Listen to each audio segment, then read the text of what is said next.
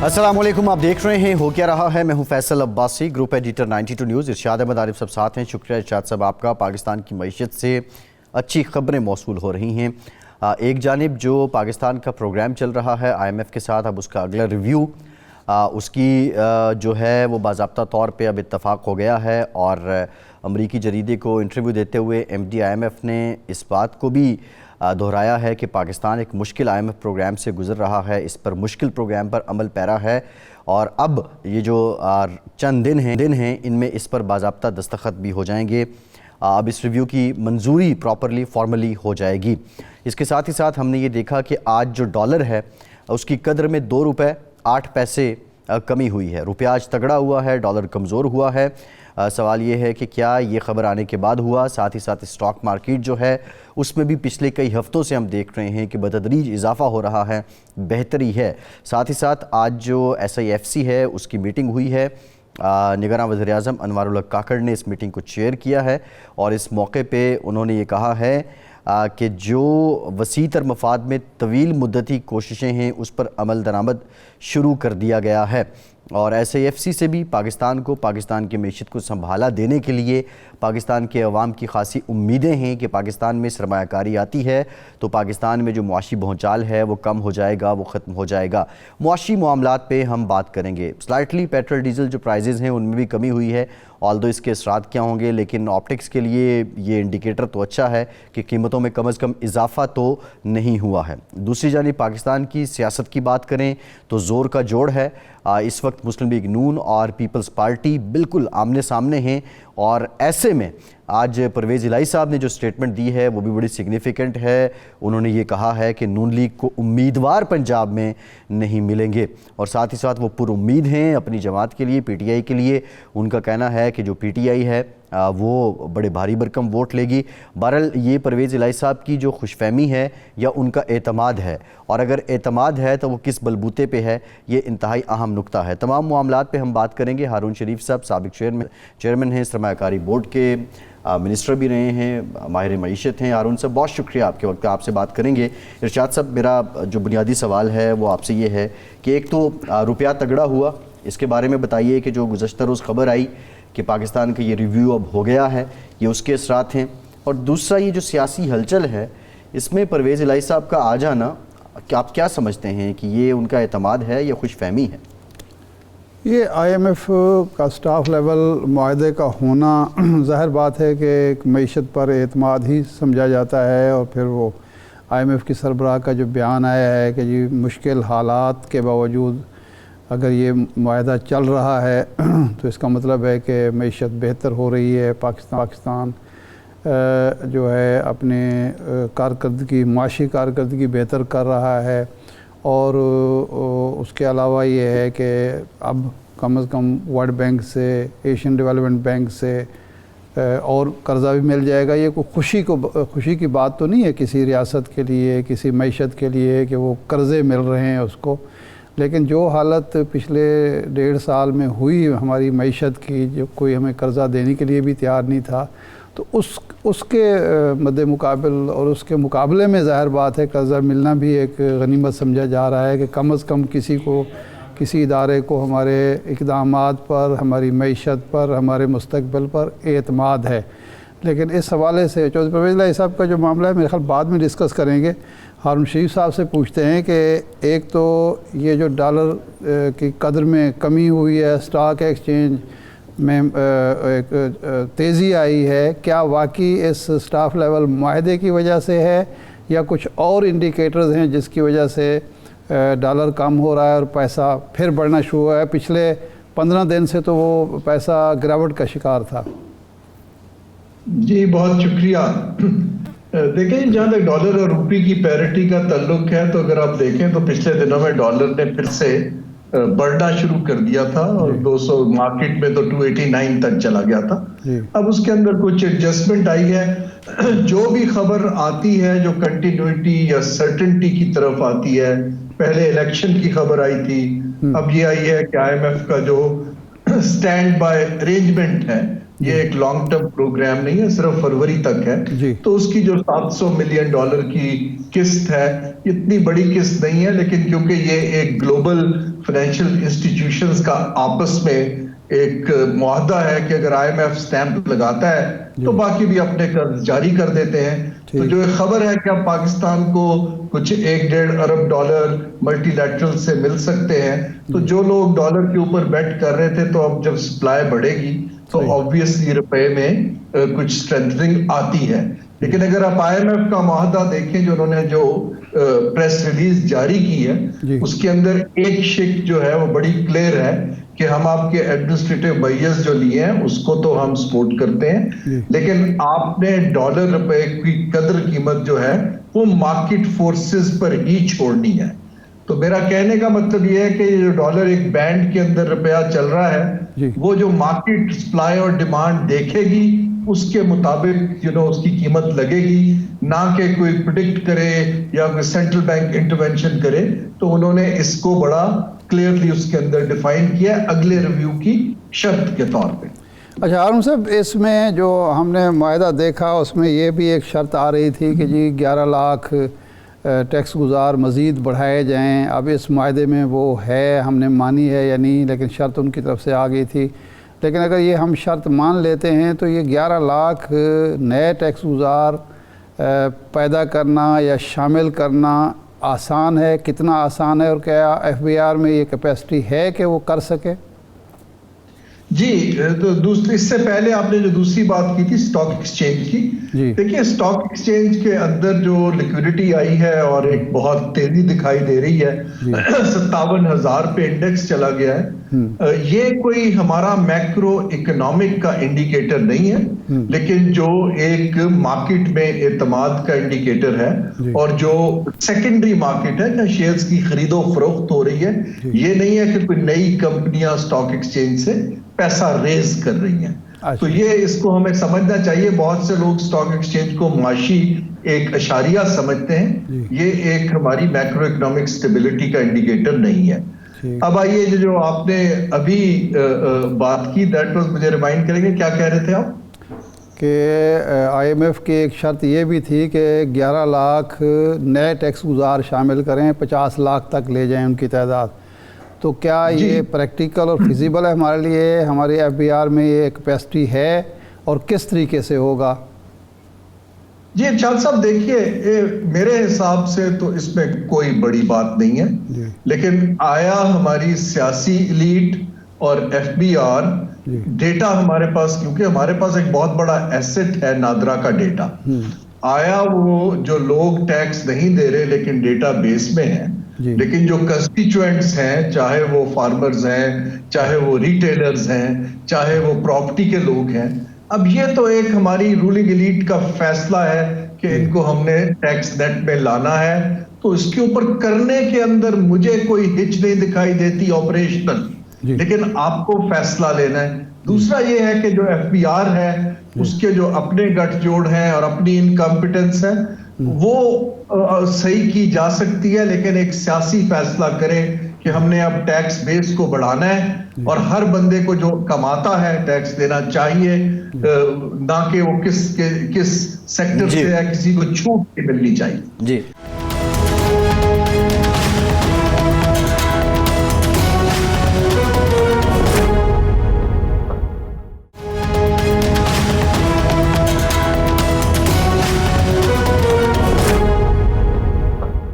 جو income tax, زرعی income tax کا مسئلہ ہے، وہ بیسیکلی حکومت کی کا عزم نہیں ہے، حکومت کی ول نہیں ہے، جس کی وجہ سے ہم امپوز نہیں کر پا رہے. لیکن موجودہ حکومت جو نگران حکومت ہے وہ تو اس طرح سے جاگیرداروں کی یا سرمایہ داروں کی حکومت نہیں ہے، اور SIFC کی موجودگی میں تو یہ آسانی سے ہو سکتا ہے، کیونکہ بہت سارے ایسے فیصلے جو سابقہ سیاسی حکومتیں نہیں کرتی تھیں موجودہ حکومت نے SIFC کی وجہ سے کیے ہیں.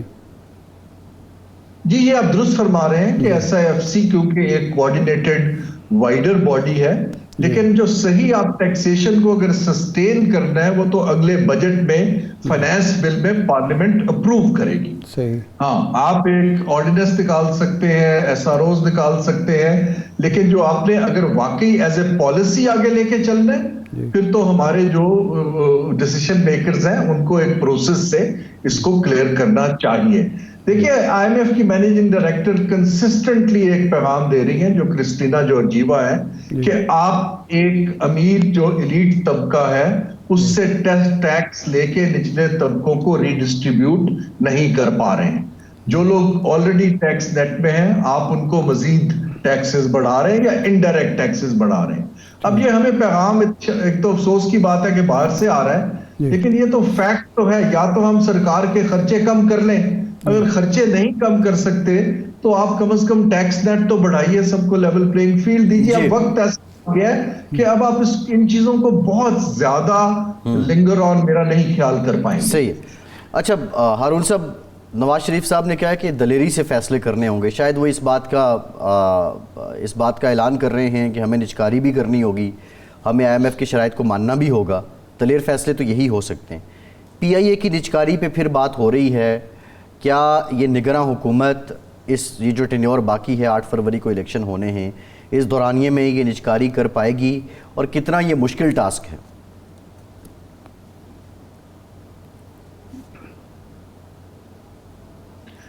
جی میرے لیے اصل میں ٹائمنگ تو حکومت کی مجبوری ہے کہ انہوں نے کارکردگی دکھانے کے لیے ایک ٹرانزیکشن کر کے وہ دکھانا چاہ رہے ہیں. میرے حساب سے تو اگر ایک پروسیس شروع ہو گیا ہے, فائنینشیل ایڈوائزر لگ گیا ہے, اس کو وہ انبنڈل کر رہے ہیں, لاسز کو علیحدہ کر رہے ہیں, اس پروسیس کو چلتے رہنا چاہیے اور کوئی جلد بازی میں کوئی ڈسٹریس سیل نہیں کرنی چاہیے. دیکھیں جو نجکاری ہے یہ ایک بڑی پرانی چیز ہے جو کہ 70 اور 80 کی دہائی میں باقی ممالک نے کیا تھا. اصل ہمارا مسئلہ یہ ہے کہ ٹیکس پیئر کا پیسہ حکومت کے انیفیشنسی کے لاسز میں نہیں جانا چاہیے. دوسرا یہ ہے کہ یہ ادارے ہیں یہ پروفٹیبل ہونے چاہیے اور پروفیشنلی چلنے چاہیے. اب نجکاری اس کا ایک حل ہے, لیکن اس کے فائنینشیل ایڈوائزر کو بتانا چاہیے کہ اس کے اور طریقے کیا ہیں. لیکن حکومت کو فیصلہ یہ لینا ہے کہ ہم نے اگر آج کے بعد کمرشل ادارے نہیں چلانے تو پھر اس کے لیے کیا کیا آپشنز ہیں. ایک دو اگر ہم ٹرانزیکشنز کر لیں گے تو اس پہ ہمارا اعتماد بڑھے گا, لیکن میرا نہیں خیال کہ لاس میکنگ اداروں میں آپ کوئی پیسے کما سکیں گے. ہاں یہ ہے کہ جان چھڑا لیں گے کیونکہ آپ اس میں پھنسے ہوئے ہیں. صحیح ہے. ہارون صاحب اب بات وہی ہے کہ اگر یہ فائنینشیل ایڈوائزر لاسز علیحدہ کرتا رہے اور دیگر آپشنز کو علیحدہ کرتا رہے, پھر آ جائے گی ایک الیکٹڈ گورنمنٹ, اور الیکٹڈ گورنمنٹ اور نجکاری تو بالکل دو اپوزٹ چیزیں ہیں. وہ کسی کی بھی ہو, کسی بھی جماعت کی, اور وہ بیل آؤٹ کر لیتے ہیں, بوجھ بڑھا لیتے ہیں, لیکن وہ نجکاری تو نہیں کر پاتے. دیکھیے اس کے لیے ہی تو ہم نے یہ ایس آئی ایف سی بنایا جو مجھے سمجھ آیا کہ یہ ریورسل نہ ہو جو کام چل رہے ہیں. تو وہ جو الیکٹڈ حکومت آئے گی اس کے نمائندے بھی ایس آئی ایف سی میں بیٹھیں گے, اور میرا نہیں خیال کہ ابھی ریورسل اتنی آسان ہوگی, کیونکہ جب آپ ایک فیصلہ کر کے فائنینشیل ایڈوائزر لگا دیتے ہیں, دنیا کو انفارم کر دیتے ہیں. لیکن میں پھر سے یہ عرض کر رہا ہوں کہ ہماری جو آئیڈیالوجیز ہیں سیاسی جماعتوں کی, خاص طور پہ جو ہماری سندھ کی بڑی پارٹی ہے وہ تو پبلکلی نجکاری کے خلاف ہے. تو اٹ آل ڈیپینڈز کہ اگر تو کوئی کولیشن حکومت بنتی ہے پھر تو مجھے وری ہے, لیکن اگر جو دوسری حکومت ہے, اگر میاں صاحب کی جنہوں نے ڈی ریگولیٹ کیا تھا بینکنگ سیکٹر کو بھی, تو وہ مجھے وہاں پر تو اتنی ہچ نہیں دکھائی دے رہی. لیکن اگر حکومت کمزور بنتی ہے اور وہ پریشرز میں آ جاتے ہیں, کیونکہ اس میں جاب لاسز کا بھی خطرہ ہوتا ہے, کمیونیکیشن کرنی پڑتی ہے.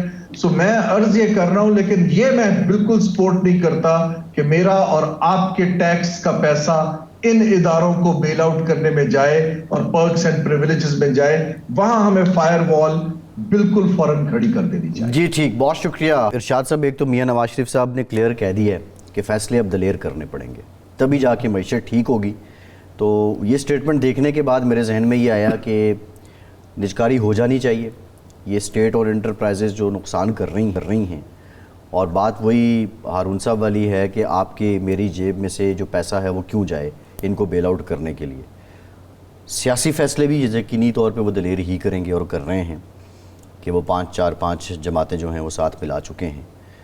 پیپلز پارٹی تو خیر کہہ رہی ہے کہ بلاول صاحب نے وزیر اعظم ہونا ہے, مریم صاحبہ جو ہیں وہ کابینہ میں وہ میرے خیال وزیر خارجہ ہو جائیں گی.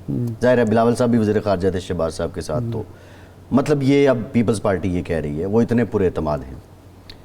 اچھا, یہ دونوں معاملات چل رہے تھے. آج جو پرویز الہی صاحب نے اسٹیٹمنٹ دی ہے کہ بھائی نون لیگ کو تو امیدوار ہی نہیں ملنے اور پی ٹی آئی کو امیدوار ہر حلقے میں ہوگا اور آپ دیکھیے گا.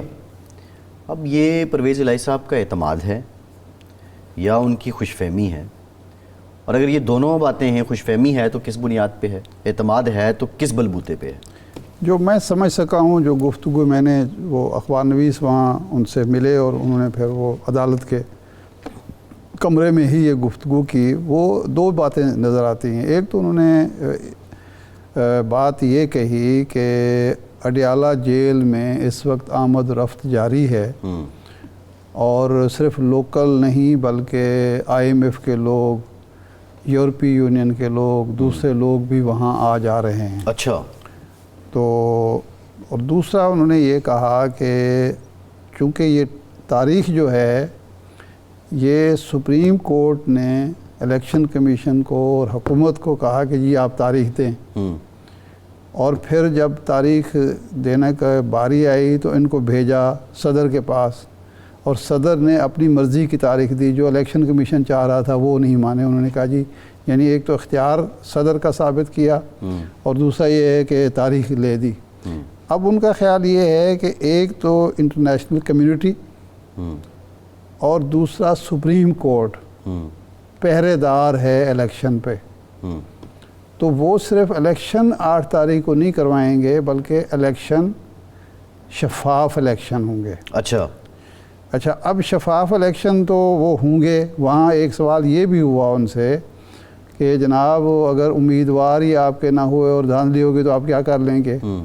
تو اس پہ انہوں نے کہا کہ امیدوار تو ہمارے ہی ہوں گے.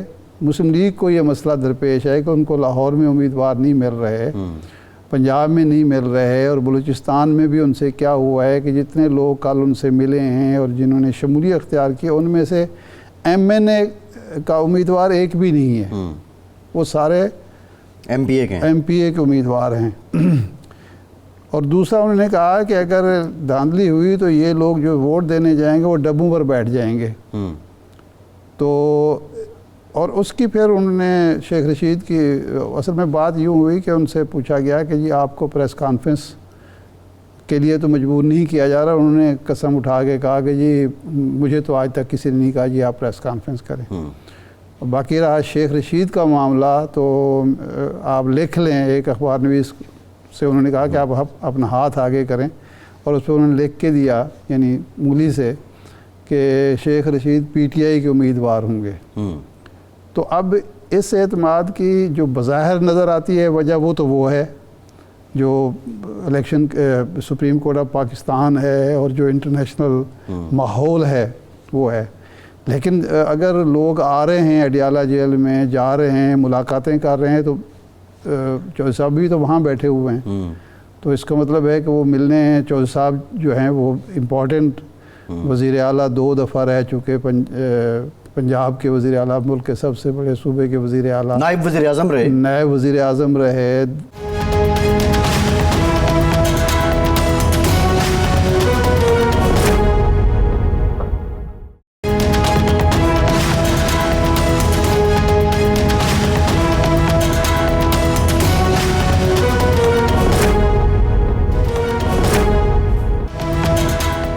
بریک کے بعد ایک بار پھر سے آپ کو خوش آمدید کہیں گے. جو انفرادی ووٹ ہے وہ 20-25 ہزار ووٹ ہے دونوں حلقوں میں, وہ ہمیشہ جیتتے ہیں کسی ایک جماعت کی ویو کی سپورٹ سے, ورنہ انہیں ایک ضمنی الیکشن میں مسلم لیگ نون کے UC چیئرمین تھے شکیل امان, انہوں نے ہرا دیا شیخ صاحب کو. تو ان کی مجبوری ہے, خواہ وہ PTI کا سہارا لیں, خواہ وہ پیپلز پارٹی کا لیں, خواہ وہ نون لیگ کا لیں. میرا خیال ہے کہ وہ ضمنی الیکشن میں ہارے تھے, ضمنی الیکشن, اور حکومت نواز شریف صاحب کی آ گئی تھی. دیکھیں وہ شیخ صاحب الیکشن ہارے تھے, پھر ان کی جگہ منتخب ہوئے تھے پرویز صاحب. جنرل الیکشن شیخ رشید ہار گئے تھے, اچھا. ان کی جگہ ایک پرویز صاحب تھے. وہ پرویز صاحب جو ہیں وہ میٹرک کے پیپر دیتے ہوئے پکڑے گئے, ان کی جگہ کوئی دے رہا تھا یا کچھ تھا. تو وہ بڑے شریف النفس انسان تھے ویسے, لیکن وہ ڈگری کو کوئی معاملہ تھا, تو وہ ان کی جگہ کوئی میٹرک کے پیپر دے رہا تھا. ٹھیک ہے. پھر ضمنی الیکشن, تو وہ تو نائل تو وہ ہونا چاہیے جو دے رہا تھا. نہیں وہ نائل ڈی سیٹ ہو گئے نا. نہیں وہ یہ کیوں ڈی سیٹ ہو گئے؟ نہیں شیخ صاحب ہار گئے. نہیں وہ پرویز صاحب کیوں نائل ہو گئے؟ نائل تو جو پیپر دے رہا تھا اس کو ہونا چاہیے. وہ اصل میں معاملہ یہ ہے کہ اب آپ اگر کریں گریجویشن اور آپ کی جگہ جا کے میں پیپر دے رہا ہوں تو آپ پکڑے جائیں. دیکھیں بدیاتی آپ کی ہیڈ سے ہو رہی ہے قانون کے مطابق. اچھا خیر یہ ہوا کہ پھر الیکشن ہوا, پھر شیخ صاحب الیکشن کنٹیسٹ کیا, پھر شیخ صاحب ہار گئے. اور پنڈی میں اگر پی ٹی آئی کا کوئی کینڈیڈیٹ تھا نا جس نے شیخ صاحب کے مقابلے میں الیکشن کنٹیسٹ کیا تھا, وہ اعجاز خان جازی تھا. تو خیر وہ ایک علیحدہ ہے سلسلہ, لیکن بہرحال شیخ صاحب آپ کو پتہ ہی ہے وہ ان کے ایک فنکار بھی تو ہے ان میں اچھا خاصا. اچھا ارشاد صاحب معاملہ یہ ہے کہ ہم سیاست کی بات بھی کر رہے ہیں, اس وقت ایک اور بھی معاملہ چل رہا ہے پڑوسی ملک کے ساتھ, اور بالخصوص اب جو غیر قانونی تارکین وطن ہیں ان کو بھی واپس بھیجا جا رہا ہے. ترجمان دفتر خارجہ کی جانب سے ایک سٹیٹمنٹ آئی ہے کہ بہت سے لوگ ایسے ہیں they are linked with the terror activities اور ٹیرر آرگنائزیشنز. تو آئی تھنک جب ہم ایک مرحلے پہ آ چکے ہیں کہ ہمیں اب لوگوں کو نکالنا ہے, افغانستان سے متعلق ایک مستقل پالیسی آنی چاہیے, تو اس کا بھی پھر دودھ کا دودھ اور پانی کا پانی ہو جانا چاہیے, اور ان لوگوں کو آئیڈینٹیفائی کر کے یا پھر لا آف لینڈ کے اکارڈنگ ان کو ٹریٹ کیا جائے اور ان کو ٹرائل کیا جائے. دیکھیں یہ دو پہلو ہیں, اس میں کوئی شک نہیں. پوری دنیا میں جو غیر قانونی تارکین وطن ہوتے ہیں غیر قانونی طور پر ان کو واپس بھیجا جاتا ہے. ہر ملک کی اپنی پالیسی ہے. ہماری یہ پالیسی ہے کہ جی یہاں کوئی غیر قانونی طور پر نہیں رہ سکتا. اگر ہم نے اب تک برداشت کیا ہے یہ یا ہماری فراخ دلی تھی یا ہماری کمزوری تھی.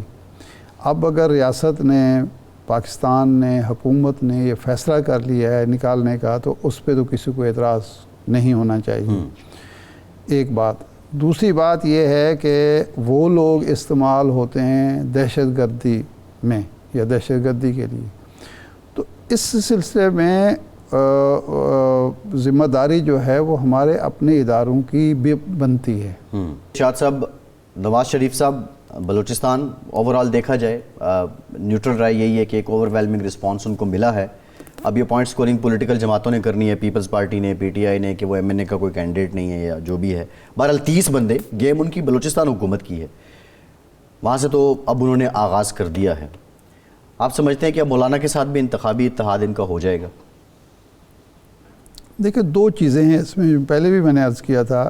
ایک تو یہ پہلو ہے اس کا کہ جی میاں صاحب چاہتے ہیں کہ ایک ایسی حکومت وجود میں آئے جس میں سارے صوبوں کے اور سارے جو مختلف سیاسی جماعتیں ہیں ان کی نمائندگی ہو, اور تاکہ حکومت مستحکم طریقے سے چل سکے اور مجھے کوئی بڑا تھریٹ نہ ہو.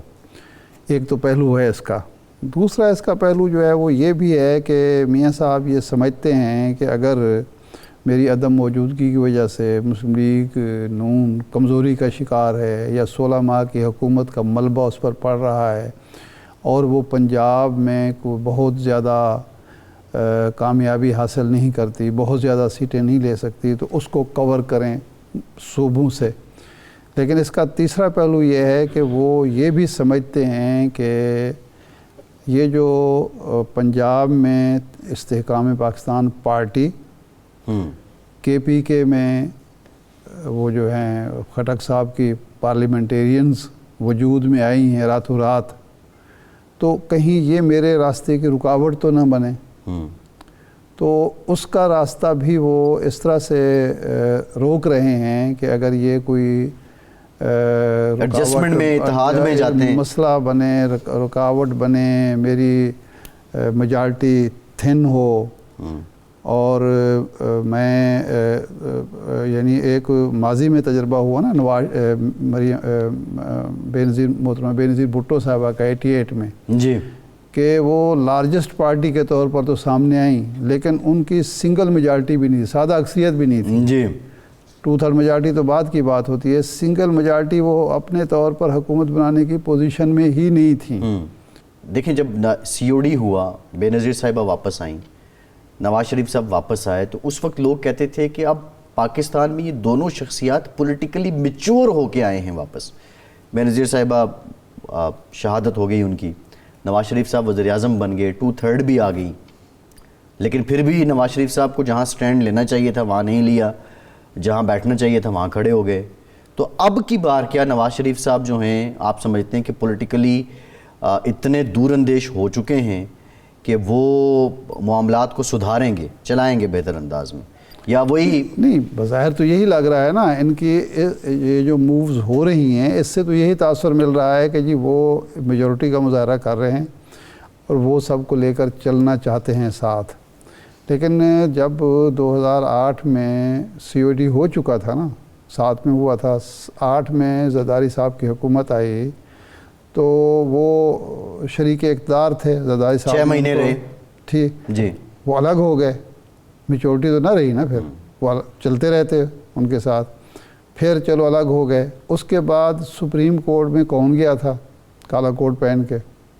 میاں صاحب خود گئے تھے نا۔ ہاں، وہ آج تک کریڈٹ لیتے ہیں، ہم گجرانوالہ پہنچے تو ججز بحال ہو گئے۔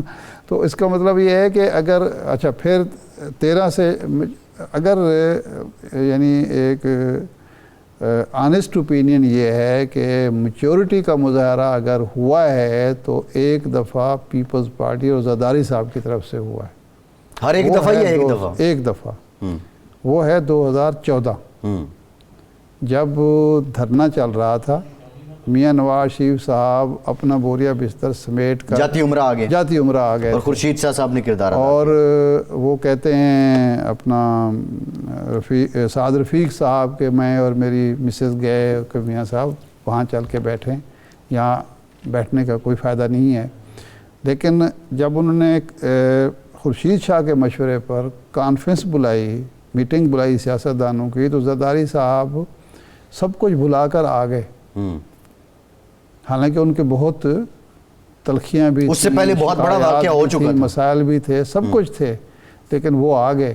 تو اس کا مطلب یہ ہے کہ میچورٹی جس کو کہتے ہیں کہ بھی اپنی انا کو، اپنی سیاست کو کر کے وہ آ گئے۔ میچورٹی تو زرداری صاحب نے ابھی بھی دکھائی۔ اگر یہ استعفے دے دیتے، پی ٹی آئی کی جب حکومت تھی تو الیکشن ہو جاتا تو آج ان کی حکومت ہوتی اکیلوں کی۔ زرداری صاحب نے کہا استعفے نہیں دینے، ہم کوئی اور کریں گے، وہ اور ایسا کیا کہ سارا ملبہ ان پہ آن گرا۔ نہیں، یہ میچورٹی نہیں ہے۔ نہیں، زرداری صاحب یہ کہتے ہیں، زرداری صاحب کی یہ رائے ہے میاں صاحب کے بارے میں کہ میاں صاحب جو ہیں بڑے جذباتی انداز میں فیصلے کرتے ہیں اور سیاست کو اور مستقبل کو وہ نہیں دیکھتے۔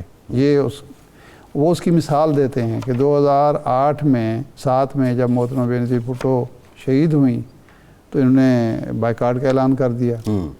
اب زرداری صاحب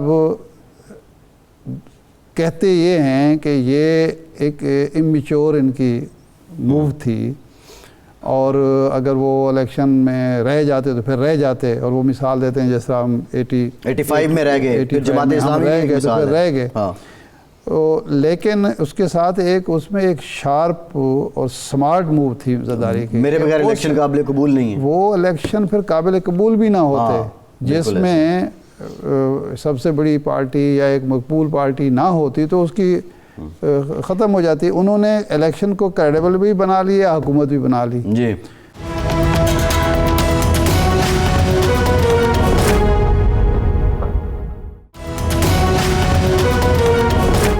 دوسری مثال وہ یہی استعفوں کی دیتے ہیں کہ یہ تو استعفوں پر تلے ہوئے تھے، میں اگر ان کو نہ روکتا اور یہ استعفے دے کے چلے جاتے تو عین ممکن ہے وہی حشر ہوتا جو بعد میں استعفیٰ دینے والوں کا ہوا۔ ہاں، یہ بھی ممکن تھا، اور وہی ہوا۔ ٹھیک ہے، یہ بات بھی ٹھیک ہے زرداری صاحب کی۔ وہ کہتے ہیں کہ دیکھیں جی، میں نے ان کو نہ صرف یہ کہ استعفوں سے روکا، ان کو برے انجام سے روکا، بلکہ ان کو حکومت لے کر، لیکن اگر حکومت نہ لیتے جی تو یہ آج ان کی پوزیشن تو ٹیبل پہ بہتر ہونی تھی۔ اگر حکومت لے کے، یہ تو ہم اس وقت بھی کہتے تھے کہ اگر حکومت لے کے یہ الیکشن میں 2-3 ماہ میں چلے جاتے تو پوزیشن ان کی بہت بہتر ہوتی۔ وہ تو پھر اصرار تھا اور حالات تھے جس کی وجہ سے طوالت کے نتائج جو ہیں وہ تو بھگتنے پڑے۔ صحیح ہے، بالکل ٹھیک ہے۔ لیکن اب لیکن اب جو ایک چیز تو آپ دیکھیں کہ اس وقت ڈسکشن جو ہے وہ زرداری صاحب کو اس کا کریڈٹ جاتا ہے یا نواز شریف صاحب کو جاتا ہے، کہ ڈسکشن یہ ہو رہی ہے کہ نواز شریف صاحب یہ کہتے ہیں، زرداری صاحب یہ کہہ رہے ہیں، بلاول یہ کہتے ہیں، نواز شریف صاحب یہ کہہ رہے ہیں، نواز شریف یہ کر رہے ہیں، بلاول یعنی یہ کر رہا الیکشن ہے، پیپلز پارٹی ورسز بنانے کی ایک فضا بن رہی ہے کہ جو الیکشن میں دو فریق ہیں وہ یہ ہیں، یہ تو ایک ہے بارہ۔ اچھا ارشاد صاحب، آپ کیا سمجھتے ہیں کہ آلدو بلاول صاحب نے آئی پی پی سے متعلق اپنے کوئی خوشگوار احساسات تو نہیں دیے، لیکن الیکشن سے پہلے آئی پی پی اور پیپلز پارٹی میں کہیں سیٹ ایڈجسٹمنٹ ہو رہی ہو، آئی پی پی اور پیپلز پارٹی پارلیمنٹیرین میں کہیں سیٹ ایڈجسٹمنٹ ہو رہی ہو، اس کے امکانات موجود ہیں؟ اس کا امکان اس صورت میں ہے کہ پہلے یہ دیکھنا ہوگا کہ پی ٹی آئی کس حیثیت میں الیکشن میں اترتی ہے، اپنے چیئرمین کے ساتھ، چیئرمین کے بغیر، پھر چیئرمین کے بغیر تو کون اس کو لیڈ کر رہا ہے، اگر تو اس کو لیڈ کر رہا ہے چودھری پرویز الہی صاحب تو پھر تو شاید اور سینیریو ہوگا، اگر شاہ محمود صاحب کرتے تو اور ہوگا۔ ٹھیک ہے ارشاد صاحب، اس پہ بھی ذرا بات کرتے ہیں۔ ڈاکٹر نفیسہ شاہ صاحبہ نے ہمیں جوائن کیا ہے، سینئر پارلیمنٹیرین ہیں، پیپلز پارٹی کے سینئر رہنما۔ ڈاکٹر صاحبہ thank you very much for your time. Doctor صاحبہ بریفلی آپ سے یہی ہم جانیں گے کہ بلوچستان پہ اپیرنٹلی دعویٰ آپ کا تھا، یہ توقع تھی پیپلز پارٹی وہاں سے گیم کا آغاز کرے گی، لیکن کھیل تو نواز شریف صاحب نے بلوچستان جا کے شروع کر دیا یہ، اور پرجوش اور پرتپاک استقبال بھی ان کا ہوا۔ کتنا بڑا دھچکا ہے پیپلز پارٹی کے لیے یہ؟ دیکھیں، دھچکا کی بات ہم بعد میں کرتے ہیں۔ انیشلی تو ہمارا کنسرن جو تھا وہ وہیں کہ وہیں ہے کہ ایک کانوکٹ جو 4-5 سال ملک سے باہر رہے، آتے سے ہی ان کو بائیو میٹرکس بھی ہو جاتے ہیں، ان کو کیئر ٹیکر حکومت بھی ریلیف دیتی ہے، اور پھر ان کو کورٹس بھی ریلیف دیتے ہیں، ایک دن بھی انہوں نے قید میں نہیں کاٹا، اور یہ بہت بڑا المیہ ہے، اور ہمارے قانون کے اداروں کے حوالے سے، جوڈیشری کے حوالے سے، تو پھر عام بندہ جو ہے وہ تو یہی کہے گا کہ پھر یہ جو نیب کے کیسز ہیں، یہ جو ان کے جو 8-8 سال لوگ بھگتتے ہیں، 10-10 سال بھگتتے ہیں، تو ہاؤ کم ایک ون اسپیسیفک پرسن کے لیے پورا نظام جو ہے وہ ادھر ہو جاتا ہے، تو پھر آرڈنری پاکستانی اس کے لیے تو یہ بہت بری خبر ہے۔ پھر تو آپ سب کو اس وقت تو یہ ہونا چاہیے کہ نیب میں جتنے بھی کیسز ہیں ان سب کو آپ بری کریں۔ ان کو کیوں، ابھی مجھے اپنا کوئی پارٹی کا ورکر ملا، چھوٹا سا اس کا کیس تھا کچھ لاکھوں کا، تو اس نے اس میں ریشنل یہ دیا ہے کہ آپ نے former prime minister who was a convict, disqualified, جب آپ اس کو آپ نے اتنا ریلیف دیا تو میں تو غریب ہوں، مجھے آپ کیوں جو ہے ایبسکانڈر اور یہ ساری چیزیں کر رہے ہیں۔ تو issue is around the suspicion کہ پرسن اسپیسیفک ایک پارٹی کے لیے، ایک پرسن کے لیے سارا نظام including the date of the election جو ہے ادھر کی ادھر ہو رہی ہیں۔ اب جو گروپ جنہوں نے ان کو جوائن کیا ہے، ہمارا خدشہ یہ ہے کہ جو اس وقت کیئر ٹیکر پرائم منسٹر ہیں کاکڑ صاحب، یہ ان کا گروپ ہے، یہ بیپ جو لوگ ان سے الائق ہیں یہ وہ لوگ ہیں۔ تو دیٹ اگین یہ جو سارا الیکشن کا جو پروسیس ہے یہ بھی سسپیشن میں آ گیا کہ پورا آپ نے کیئر ٹیکر نظام بھی جو اس وقت انکمبنٹس ہیں، جو سیکرٹریز ہیں، جو منسٹرز ہیں، وہ سارے اگر ارد گرد اسی سسٹم کے پھر رہے ہیں، جو ہمارا خدشہ ہے کہ پہلے سے آپ نے کوئی فکسنگ کی ہوئی ہے، کوئی ڈیل کی ہوئی ہے، تو یہ دن بدن یہ چیز کنفرم ہو رہی ہے۔ لیکن ڈاکٹر صاحبہ، یہ جو سوال یہ ہے، کمال صاحب کا گروپ ہے، یہ کاکڑ صاحب کا گروپ ہے، صحیح ہے بیپ کا۔ ڈاکٹر صاحبہ سوال یہ ہے، آج آپ کو کنوکشن بھی یاد آ گئی، آج آپ کو ان کا آنا بھی یاد آ گیا، لیکن 16 ماہ جب آپ حکومت میں رہے، ان کی جماعت، جس جماعت کے نواز شریف صاحب قائد ہیں، اس کے ساتھ آپ حکومت میں رہے، ان کے بھائی وزیر اعظم تھے، اس وقت یہ ساری باتیں اور یہ جو آئین میں درج ہیں، کتاب میں درج ہیں، وہ باتیں کیوں نہیں دہرائی گئیں؟ اس وقت صرف وزارتوں تک ہی دیکھا گیا خود کو۔ دیکھیں، آپ کا یہ بہت اہم سوال ہے۔ اور اس کا جواب بھی اتنا ہی اہم آپ سمجھ لیں کہ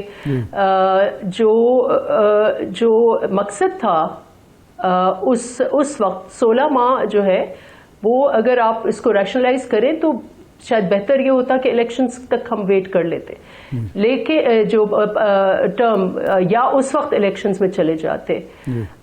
اس وقت جو ملک کے ساتھ کھلواڑ ہوا، جو 2018 والی رجیم آئی، وہ ہر کسی کو پتا ہے کہ وہ بھی اسی نظام کے تحت آئی جس کو اب ہم اپوز کر رہے ہیں. مقصد یہ تھا 16 ماہ کی حکومت لینے کہ آپ اس ملک کے فنڈامنٹلز کچھ درست کریں، اس ملک میں جو مہازارائی ہے اس کو درست کریں، آپ اداروں کا جو تصادم تھا اس کو آپ ختم کریں. آپ جس قسم کی ترامیم آنے والی تھی یا ایک رومر تھا کہ پورا کا پورا نظام جو ہے وہ الٹا سیدھا ہونے والا ہے اس ایک شخص کے ایگو کے لیے، تو ان خدشات کو اور اس وقت جو ملک میں کرائسس تھا، جو مہازارائی تھی، جو جوڈیشری کے اندر تصادم اس وقت تھا، خود I would have to admit کہ اور یہ جو سچویشن 9 ماہ کی تھی، it would not be incorrect to say کہ یہ میوٹنی والی سچویشن تھی. It was more than just کہ بلوے آ کے اور انہوں نے جا کے کور کمانڈر کے گھر پہ اٹیک کیا. It was a situation of mutiny. تو یہ وہ جماعت تھی جس دن 2014 انہوں نے دھرنے کا فیصلہ کیا، وہ دھرنا صرف دھرنا نہیں تھا. They wanted to demolish systems, parliament کو گالیاں، پی ٹی وی پر حملے. تو وہ ضروری تھا کہ ان ایسے عناصر جو اپنے ذاتی مفادات کے لیے یا اتنے پاور ہنگری پاور گریب ہو جائے کہ ملک کے اداروں تک کو تقسیم اور ان میں یہ ڈسٹرکشن پیدا کرے، اس لیے ضروری تھا کہ ہم ایک استحکام لاتے. اور اس کا مقصد بھی یہ تھا کہ فری فیئر اینڈ الیکشنز ہوں اور ان الیکشنز کے ذریعے استحکام آئے، نہ کہ وہی چیز 2018 میں ہوئی. یہ تو ٹٹ فار ٹیٹ ہے کہ انہوں نے یہ کہا اور یہ سپیچز باقاعدہ ہوئیں ان کی لیڈرشپ کی طرف سے کہ ہمیں جی وہ چاہیے لیول پلینگ فیلڈ. یہ ان کی طرف سے یہ ٹرم آیا اور ان کی تشریح لیول پلینگ فیلڈ کی یہ تھی کہ جیسے ہم اندر تھے جیل میں اس وقت، تو ایسے ہمارے جو حریف ہیں وہ بھی اندر ہوں جیل میں. تو یہ کیا طریقہ ہے؟ پھر آپ کا ملک تو نہیں سنبھلے گا. اور الیکشنز کے بعد کیا سٹیبلٹی آئے گی یا پھر کیا یہ مہازارائی چلے گی؟ اور اس لیے ضروری ہے کہ ہم فنڈامنٹلز، جو مقصد تھا 16 ماہ کی حکومت لینے کے، کہ اس ملک کے فنڈامنٹلز ٹھیک ہوں اور سب جماعتوں کو، اگر جنہوں نے ریاست کے اوپر حملے کیے، ریاستی اداروں کے اوپر حملے کیے، ان کو آپ ٹرانسپیرنٹ طریقے سے ان کو آپ بے شک قانون کے دائرے میں کھڑا کریں، لیکن پوری کی پوری جماعتوں کو نہیں. اور آپ سب کو موقع دیں کہ وہ آئیں اور الیکشنز، ورنہ اس وقت الیکشن میں خوشی کا ماحول ہوتا ہے. مجھے پتا ہے پاکستان میں خوشی ہے یا مایوسی ہے، پاکستان کے نوجوان خوش ہیں یا مایوس ہیں، پاکستان کی سول سوسائٹی خوش ہے یا مایوس ہے. ڈاکٹر صاحبہ قطع کلامی کی معافی، پروگرام کا ٹائم ہے. بہت شکریہ آپ کا ڈاکٹر نفیسہ شاہ صاحبہ. ارشاد صاحب آپ کا شکریہ. آج کے پروگرام سے اتنا ہی، اجازت دیجیے.